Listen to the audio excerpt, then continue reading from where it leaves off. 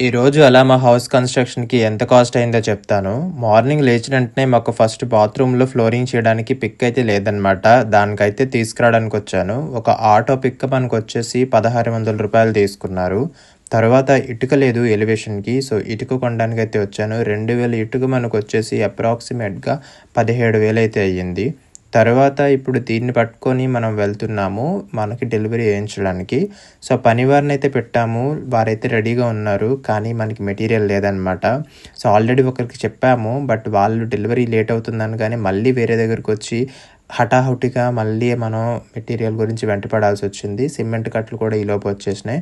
So, మొత్తానికి బాత్రూమ్స్‌లో అయితే మనం కాంక్రీట్ ఏపించేసినాం అనమాట. పైపులయితే కట్టించేసినాం. ప్లంబింగ్ వర్క్‌లు అయిపోయాయి. సో, ఈవినింగ్ ఆ 3 బాత్రూమ్‌లు అయిపోయాక వాళ్ళకి డబ్బులు డ్రా చేసి ఇచ్చేసినాం అనమాట.